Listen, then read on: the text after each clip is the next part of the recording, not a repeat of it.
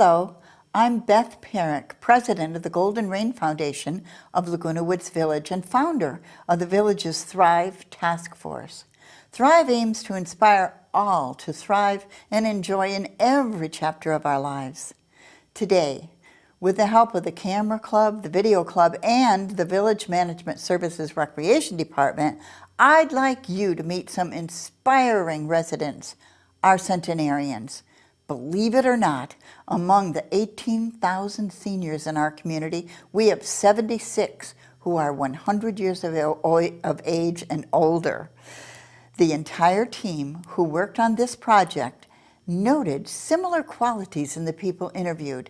They demonstrated resilience in dealing with life's ups and downs. They were able to persist and persevere throughout their lives. The Village Centenarian Project has taken portraits of 16 centenarians matched with photos of them taken when they were young. We've tried to show how people change and yet mysteriously stay the same. Our work is based on a similar project carried out by photographer Jan Langer of the Czech Republic, but we've added another dimension: video interviews. Now, as you meet these seniors in 3 1.5-hour broadcasts, I invite you to look for the resilience and adaptability that seem to characterize many of their lives.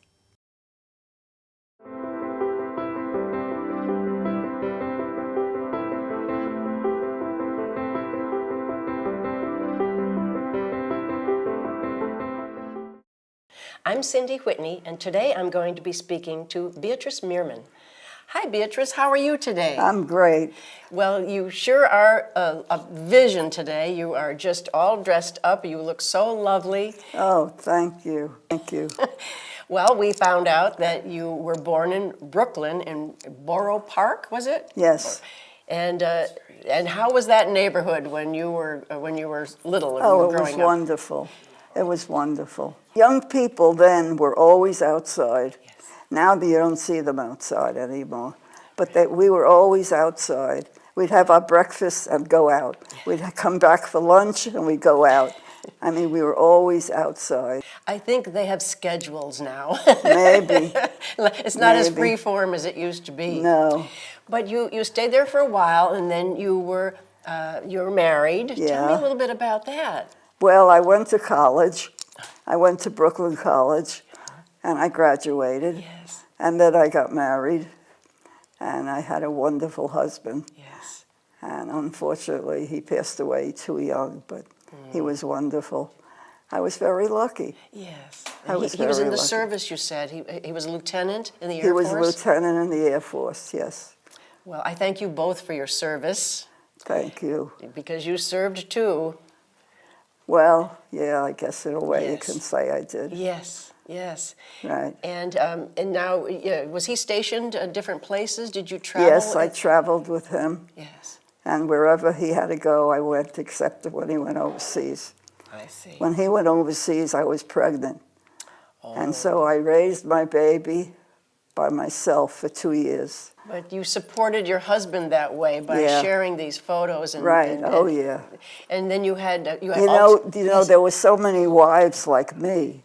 So there was a photographer who went around taking pictures to send to husbands. Oh. And that was wonderful. He had us doing normal things, you know, and taking pictures. Yes. And then he sent them to my husband. Oh, And he did that with all the other wives who were left alone. isn't that remarkable? Yeah, it was really a wonderful time. So many ways to support the families Right. during the war. Right. And then when you came back, when he came back, When he came back, I was living in Brooklyn alone yes, with my child, yes. and he got a job with the government. Oh, And then we started moving around, yes, yes. and it was really wonderful. I had a wonderful life. And you had 2 more children. Yeah. Yes, yes. Well, now let's talk a little bit about you. I know that I saw some photos of you. You brought in a lovely collage of your life, and it looked like. Oh, my son did that. Well, it looked like in a lot of these pictures you were the toast of the party. Well, you know, inside I'm a real ham. Well, that's good to know. Yeah. And you suggested that you were actually performing. Did you say? I asked you if you did stand up, and you said I did. Did you? Did you do stand up comedy? Yes, I did. Oh my I goodness. did. I was a real ham. I loved being on the stage, and I loved acting, and I loved doing anything funny, Oh my goodness. and that's what I did. So do you think that a sense of humor is one of those things that contributes to, a long and positive and healthy life? Yes, I think you're right. Yes, I think Yeah. so too. You get to laugh at things You instead of have to laugh at yourself. Yes. And life. Right, and you just have to be there to laugh. Yeah. And laughing is what gives you joy Yeah. and long life. Yes. And it helps Right. other people too. Yeah, It does. It does. Right. Yep. So now, when you came here to Laguna Woods, I think you said it was 1997. So, been here a while. Yeah, Old Pros or the Theater Guild. Theater Guild. Theater Guild. Well, that's great. So you Yeah. were still on stage when you Yeah. came here. Oh, yeah. Oh my goodness. Yeah, I loved it. Now you're 100 and you're going to be 101 in September, I right. understand. So how exciting is that? Yeah, I can't believe it. That's great. And you told me that you also like to play some card games and Yes. bridge. And I used to play bridge. Beatrice, I can't thank you enough for coming over to our studio Oh, today. and thank you. You're a lovely lady. Oh. And I really appreciate these interviews.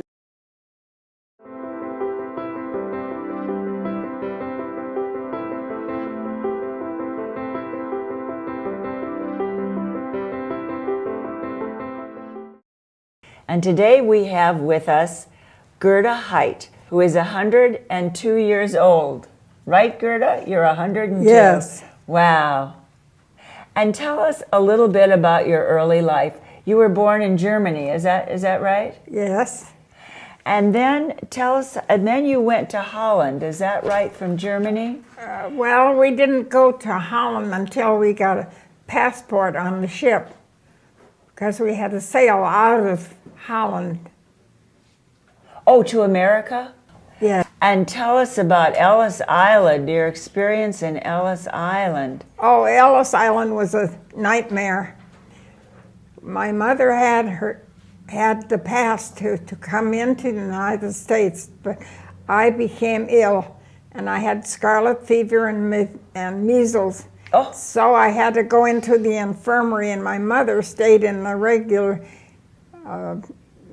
plan. She could have come, but because of me, she had to stay and wait until I got well. That was 3 months in that horrible place. 3 months in Ellis Island. Oh, and how difficult that was for her to be in America and not speak English. And didn't know how, and nobody there to help her. Yes, yes. What a brave, brave person. Yes. And then, now, she had a brother in North Dakota. Yes. Yes, and so, And she was supposed to keep house for him. Oh. She took care of him when he was a baby in Germany. And when she went there, she thought this is wonderful because he had a nice farmhouse and she was going to have a home for us. But when he found out that she had left the Catholic Church, he told her he didn't want her there. And he told her to leave. She didn't know where to go with 3 kids. oh. So what did she do? Well, she went around and asked if she could get a job with somebody. And yes, everybody wanted her to work for them on the farm, but they didn't want 3 children. Didn't you go to a high school that was 15 miles away? Yes, we lived on this farm when my mother remarried, and they paid my tuition, but they didn't pay my board and rooms, and we had to drive 13 miles. Well, what happened was I taught school in North Dakota for a year, and he came out. He was in California, and I was in California, and he finally got this job transporting troops. And that's where we were, in Highland Park. Where the weather was warmer. Yeah. How did you end up in Laguna Woods? Well, I think I decided to come out here because I had my daughter lived in Irvine, and she was the only one I had left of my family, and I wanted to be close to her. And my son never smoked in his life until he went to college. I hope he gave it up eventually. Did he quit? No. No, he didn't. No, because he's 75 years old now. Oh. Every single day he calls me. Oh. Every day. There is not a day that goes by that he doesn't call me. Well, he's lucky to have you too.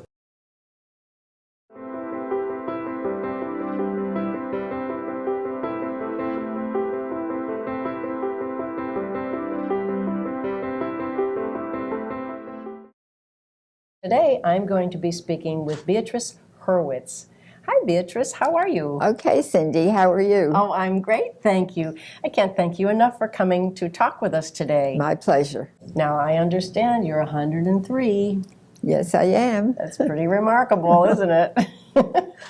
I'm just as surprised as you are. And I'm sure people ask you from time to time, what's your secret? Everybody who's introduced to me asks me, what's my secret? Well, I will too then. You must have a prepared So I answer. say, if I told you, it wouldn't be a secret. Born in beautiful Cleveland, Ohio. and then what happened in your young life? Well, when I was 2 years old, my parents decided to move back to New York because that's where their relatives were. And I grew up in the Bronx and went to Hunter College. Hunter, okay. And what did you major in at Hunter? It's really very funny. I majored in French and I was a minor in German. However, when right after the war, because during the war, you know, there were no new employment for teachers. And in the meantime, I got married. And when my son was about 7 years old, I decided, well, it's time to get a job myself. And I applied. You know, they had applications because you had to take a test in New York before you could teach. And I took the test, and to my surprise, I came out 4 out of 1,000 applicants. Wow, that's very impressive. And in a new school, at that time we were living in Queens, Floral Park, and a couple of blocks from where we lived, a new school was being built. And I applied there, and sure enough, they needed a substitute. And when I came to the school that day, the principal said, you know, the teacher who you were supposed to replace has resigned. She said, could you take it over? So I said, yes. Oh, that's amazing. And she said, however, we need a math teacher. Could you do that? I said, sure. Oh, I love that. You expected to be teaching German or French, and you went in and became a math teacher, just like that. Well, and you stayed as a math yes, teacher, well, didn't you? what I did was to take many in-service courses. I took 60 credits beyond the baccalaureate in math courses, yes. Yes. And you know, it seemed like you were so ahead of your time in so many ways, being a woman teaching math. And, you know, and we know now how important math is to students, you know. Yeah, I taught algebra. Oh, so teaching math, for how many years did you do that? 25. Oh my goodness, oh my. We made a large number of friends, and about 5 couples. We used to go every winter to escape the fierce winters that we had in the Poconos. And one time we came out here, and that's how we discovered Leisure World. Oh, I see. Unfortunately, you know, these 5 couples, we used to play bridge every Thursday in each other's homes. Oh, nice. They're all gone, and I'm the survivor. Oh my goodness. Well, I understand you play here, though, don't you? You play bridge and mahjong? Mahjong, here? yes. It's just been so interesting to speak with you, Beatrice. We're interested in, how you're getting along, of course, and all of the things that have brought you to this wonderful age and place with us. And the climate. the climate, yeah. Well, it's been a little chilly here lately, so I don't know. Maybe you're having second thoughts.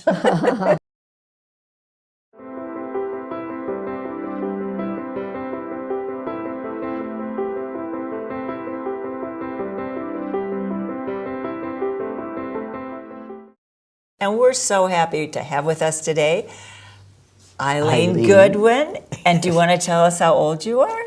I will be 101 on July 31st. Oh, wow. So, Tell us a little bit about your early life. I know you're a California native. yes, I was born here in LA. My father was teaching there. And I was born, they tell me, the Hospital of the Angels. Yes, yes, right. And then he continued teaching here, and he went to Carleton College. He had a job up there teaching, and my mother said, I don't like it, it's too cold. So we went back to Arizona. Oh, My grandmother, my paternal grandmother, was a homesteader. In those days, they gave you yes. the property if you would live on it. Oh, okay. And we lived in Arizona. My father loved to tell this story, that he was tired, and we didn't have a tent at that point, and he spoke to the policeman and asked, were there any hotels or any place where we could Right, yes. stay? And he said, well, we don't have any hotels, but you're welcome to stay here. And so I spent that first night in the jail. And I know that you went to school in New York in high school, and then you went to Cornell. Yeah. For a girl, and not that many girls went to college back then. No. And you lived on campus in Ithaca. Yes. And what was that like? You were 16 when you entered. I was just 16. It was an interesting time, and I loved Cornell. Did you? Yeah. Was it difficult as a girl, or did you find it easy? Oh, or- it was kind of hard. Yeah. And you got your degree from In Cornell English, in yes. English, Yes. right? And then you did go after college. You went to Juilliard. Yes, yeah. Yeah. And in those days, it was just a music school. So you were on your own in New York then at Yes, Juilliard. yeah, I see. yes. Living away And- from home. Yeah. Yeah, and that was okay with me. Got your degree, right? Yeah, well, I was already a graduate. Right, when you went to When I Juilliard, went right, to right. Juilliard. And then you met your husband, a doctor, Yes. and you ended up in Springfield, Illinois. Yeah. And they asked my husband if he would be interested in going to Springfield. And because the guy had committed suicide, Yeah. and there was no other dermatologist in the area. Right. So he Stepped went right down in, yeah. and interviewed for the position. I had my 4 kids Uh-huh. in Springfield. Yeah. The oldest was born, believe it or not, in London. He's a psychiatrist. Right. So I started out on the West Coast, moved to the East Coast, and wound up in the Midwest. But now you're back in And California. now I'm back, so I've made the complete circle. You have, Yeah. you have. And now you live in Laguna Woods. Yes. And you're one of the original owners of your home. You Right. are the original owner of I am, your home. yes. And you've lived here for a while. Yes. Now, what would you tell somebody who's 20 years old, what piece of advice would you give them? Go with the flow. Oh, I like that.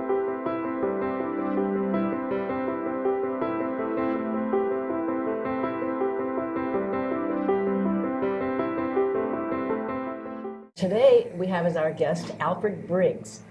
Now, Alfred has a wonderful relationship with his elder guardian, Jessie Silveria, and she's going to have the conversation with Alfred. So I'm going to turn it over to Jessie right now. Hi, Jessie, how are you? Hi, very good. We're going to have a talk today, right, Al?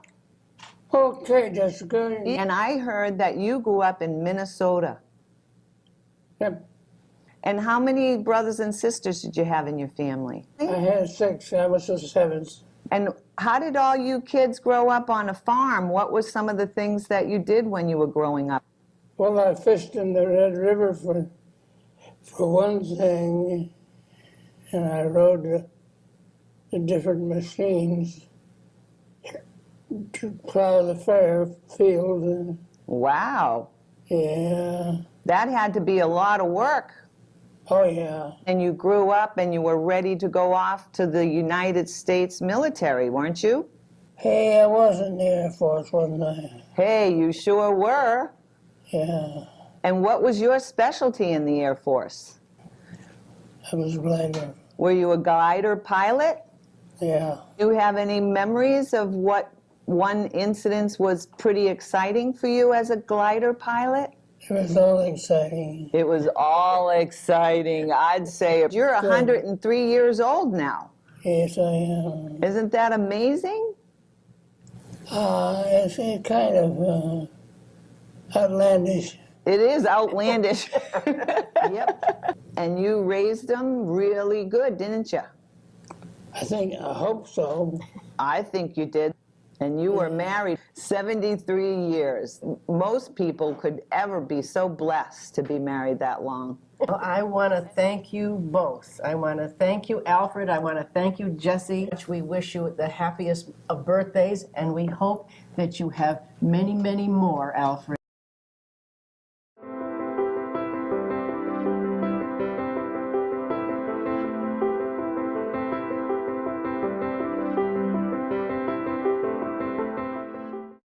Today, I'm speaking with Doris Miller. Hi, Doris. Welcome. Hello. So nice to see you today. Glad to be here. That's great. You know, I hear you're a very independent woman. What does that mean? Your friends describe you as independent. What do they mean? I live alone. Wow. And how do I you drive. you get around by driving your car? I still drive. They renewed my license for 5 years. That's amazing. That's absolutely amazing. That makes a difference, too, on where you can go. Absolutely. Mm-hmm. Well, I understand. I know it's rude to ask a lady her age, but I understand you're 102. 102 going on 103. My goodness, how remarkable. Now, you had a busy life. Tell us a little bit about where you were born and a little bit about your early life. I was born in Toronto, Canada, and right after World War II, I moved to Chicago. My mother's family lived there, and I worked in Chicago for a little bit, and then I moved to California. I had another cousin there, so I was moving around. And while I was there, I worked for Maureen O'Hara. I was her assistant. I worked at her house, and her chauffeur used to pick me up, and I would have dinner with them, and I got to really know Maureen and her husband very, very well. But after a year, I was lonesome for my family, and I moved back to Chicago. So you gave up Hollywood. I huh? gave up Hollywood. I wasn't being discovered, so I gave up and moved back to Chicago. So you went back to the cold climates. Which I loved. Yeah. Oh, okay. So you were As a former thriving Canadian, Right. Right. Now I understand that you had something to do with a very prestigious college, university. What? Yeah, when I moved back to Chicago, I started working for a very large real estate company, and they had some very, very wealthy clients. And the general manager with whom I was connected had a friend on the East Coast who had started up a small university. But they were very much in need of funds, and this man that I worked for was privy to a lot of money, and so we would have these fundraising dinners, and I would be working on them and arrange for the guest list and at a very prestigious country club. And we would, I would, as I say, I was involved with the guest list. And that university eventually became Brandeis University. And it was remarkable. He was the first dean or president of the university, Dr. Abram Sacker. And then I moved on. It was time to move on. And I moved and I started working for an advertising agency doing copy. And then I got married. Oh, you did all this before you got married? All before I got married. You know, I have to double back for a second, and I want you to think for a moment about all of the people whose lives you affected by believing and putting so much effort into starting that college, and all the lives you affected by doing that. Do you think about that? It was great. When I look back, it's with a great deal of satisfaction. It really, really is. But then I got married, and I lived in Muskegon, Michigan, where it was very cold, but a lovely town. My husband was a practicing physician there, but after some time he had suffered a coronary, and we had to move to California because of the climate, and he started up a practice down here. Unfortunately, he passed away in 1981. My son was very insistent that I go back to school and complete my degree. I was 40 units short. And I went back to Cal State Northern and got my degree in history. I even took a course in sexual behavior, a history of sexual behavior. It was interesting. I was called in by the head of the history department, and she told me that they were starting up a program for the returning seniors, and she asked me whether I would like to work on it, and I was ecstatic because this was a whole new career. But unfortunately, I found out that my sister was ill down here in Leisure World, and my place was with her. Pardon? Ross Cortese was still here when I moved here in 1984, and Ross Cortese was still here. As a matter of fact, his cousin lived in my building, and she was one of the first here. And what else can I? Now, I know you're proud of your grandchildren. I have 2 grandchildren, and I have a son and I have a daughter. I'm very proud of them. I have a son-in-law who calls me Mom. My former daughter-in-law calls me Mom. and that's it. But it's been a good life. What do you look forward to? Gambling. I love to gamble. The secret is out. I play the table games. Full of surprises, just full of surprises. I think if we stayed here for 3 more hours, you'd be pulling things out. That oh wait, and then there's this. So you are a delight. In between tonight, I'll keep thinking, oh my God, I forgot to tell her this. Yes, you will. I'm sure you will, because I think that your life is filled with things like that, and we're just so grateful that you came in today thank you for to having speak me. with us and climbed up that great big hill. And we thank you, and I hope you have a great time at your brunch today, Doris.